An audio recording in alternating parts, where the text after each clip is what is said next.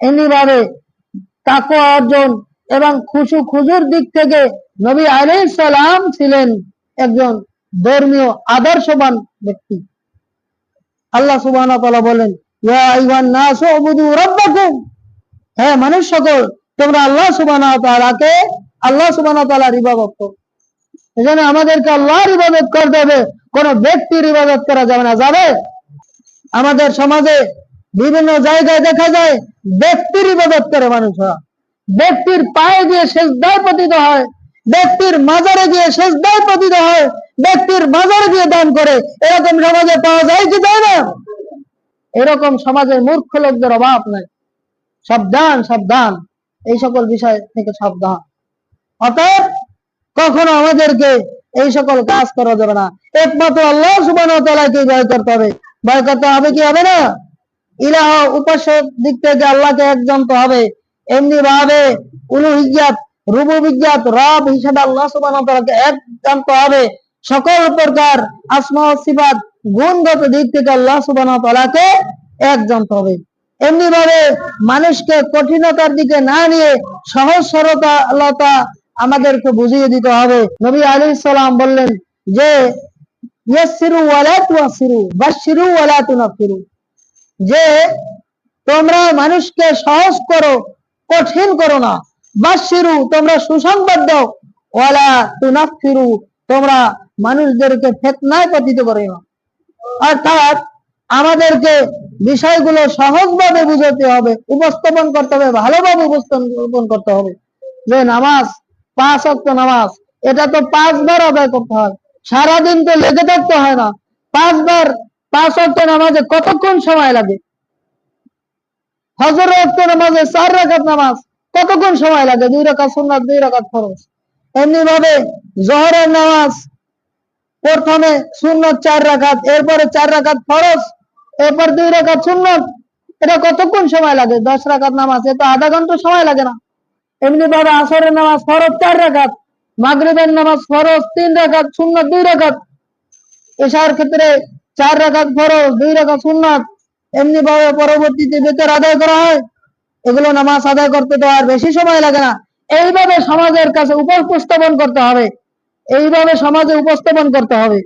এমনি ভাবে এইভাবে যদি উপস্থাপন করা যায়, মানুষের কাছে যদি কঠিন ভাবে উপস্থাপন না করা হয়, তাহলে মানুষ আপনার আমার কথা শুনবে।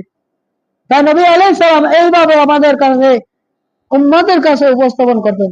এমনি ভাবে দাওয়াতের পদ্ধতি অনুসারে আমাদের হিকমা এবং সদুপদেশের মাধ্যমে দাওয়াত দিতে হবে মানুষদেরকে।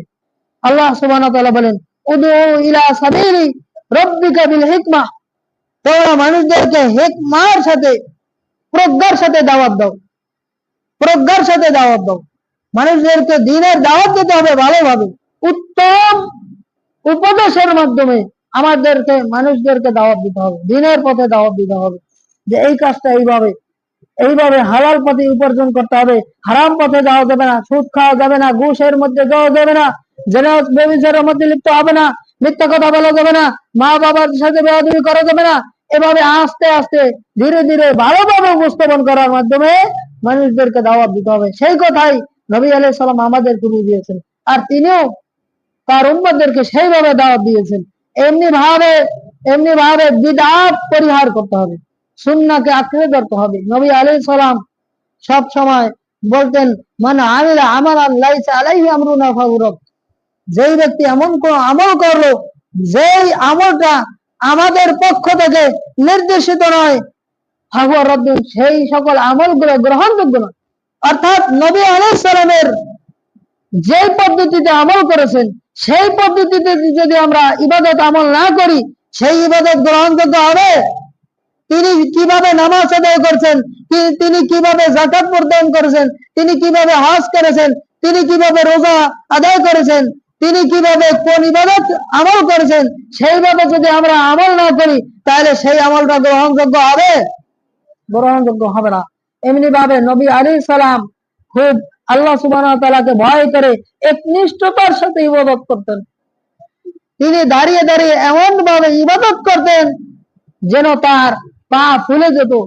পা ফুলে যাওয়ার কারণে সাহাবায়ে কেরাম জিজ্ঞেস করলেন, হে আল্লাহর রাসূল, আপনার তো ইতিপূর্বের আগের গুনাহ পরের গুনাহ সব গুনাহ আল্লাহ মাফ করে দিলেন, এত ইবাদত করা দরকার কি আপনার? তখন নবী আলাইহিস সালাম বলেন, আফালা আকুন আবদান শাকুরা, আমি কি আল্লাহর কৃতজ্ঞ গুজারি বান্দা হব না? নবী সাল্লাল্লাহু আলাইহি সাল্লামের আগের পরের সব গুনাহ মাফ, তবুও তিনি এত ইবাদত করতেন, দাঁড়িয়ে দাঁড়িয়ে ইবাদত করতেন, পাপ ভুলে যেত। আর আমরা কি কেউ গ্যারান্টি দিতে পারি যে আমাদের গুনাহ মাফ হয়েছে? কেউ গ্যারান্টি দিতে পারি না।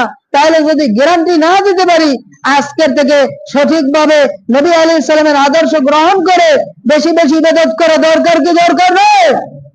আল্লাহ সুবহানাহু ওয়া তাআলা আমাদেরকে বেশি বেশি সুন্নাহ মোতাবেক ইবাদত আমল করবার তৌফিক দান করুন, আমিন। ওয়া আখির দাওয়ান আনিল হামদুলিল্লাহি রাব্বিল আলামিন। আকুলু কওলি হাযা আস্তাগফিরুল্লাহ লি ওয়া লাকুম ওয়া লিসাইরিল মুসলিমিন মিন কুল্লি জামবি ওয়া আতুবু ইলাইহি। সুবহানাকাল্লাহুম্মা ওয়া বিহামদিকা আশহাদু আল্লা ইলাহা ইল্লা আনতা আস্তাগফিরুকা ওয়া আতুবু ইলাইক।